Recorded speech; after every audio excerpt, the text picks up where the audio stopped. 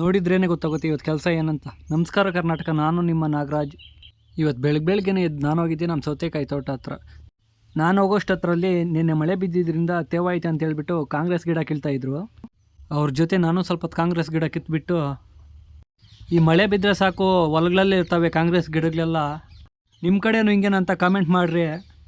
ಹಂಗೆ ಕಾಂಗ್ರೆಸ್ ಗಿಡ ಕೀಳ್ತಾ ಇರ್ಬೇಕಾದ್ರೆ ನನಗೆ ಕಾಣಿಸಿದ್ದೆ ಮಾವಿನ ಗಿಡದಲ್ಲಿ ಮಾವಿನಕಾಯಿ. ಇನ್ನು ಮಾವಿನ ಗಿಡದಲ್ಲಿ ಮಾವಿನಕಾಯಿ ಇಲ್ಲದೆ ಸೌತೆಕಾಯಿ ಇರ್ತೈತೆ ಅಂತ ಕೇಳಬೇಡ್ರಿ. ಇದು ಮಾವಿನಕಾಯಿ ಸೀಸನ್ ಅಲ್ಲ, ತೋಟಕ್ಕೆ ನೀರು ಹಾಕೋದ್ರಿಂದ ಇದರಲ್ಲಿ ಬಿಟ್ಟೈತೆ ಅಷ್ಟೇ. ಇನ್ನು ಇದನ್ನೆಲ್ಲ ಮುಗಿಸ್ಕೊಂಡು ಬೆಳಗ್ಗೆ ಟಿಫನ್ ಮಾಡ್ಕೊಂಡು ನಾವು ಹೋಗಿದ್ದೆ ನಮ್ಮ ನರ್ಸರಿ ಕಡೆ. ಏನಕ್ಕಪ್ಪ ಅಂದರೆ ಸ್ವಲ್ಪ ಬೀಜ ಹಾಕೋದಿತ್ತು. ಇವತ್ತು ಏನು ಬೀಜ ಹಾಕಿದ್ದ ಅಂತ ನೀವು ಕಾಮೆಂಟ್ ಮಾಡಿರಿ. ಹಾಕಿದ ಬೀಜ ಎಲ್ಲ ಎತ್ತಿಟ್ಬಿಟ್ಟು ಮನೆಗೆ ಹೋಗಿ ಸ್ನಾನ ಮಾಡ್ಕೊಂಡು ದೇವಸ್ಥಾನಕ್ಕೆ ಹೋದೆ. ಏನಪ್ಪ ಇವತ್ತು ದೇವಸ್ಥಾನ ಅಂದರೆ ಇವತ್ತು ಹನುಮನ್ ಜಯಂತಿ ಇರೋದ್ರಿಂದ ನಮ್ಮೂರು ದೇವಸ್ಥಾನದಲ್ಲಿ ಪೂಜೆ ಇತ್ತು. ಪೂಜೆ ಮುಗಿಸ್ಕೊಂಡು ನಾವು ಹೋಗಿದ್ದೆ ಪ್ರಸಾದದ ಕಡೆ.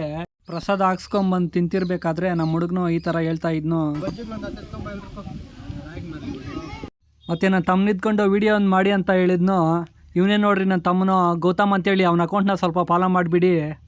ವಿಡಿಯೋ ಇಷ್ಟ ಆಗಿದ್ರೆ ಶೇರ್ ಮಾಡಿ, ಹಾಗೆ ಒಂದು ಲೈಕ್ ಕೊಟ್ಬಿಡಿ.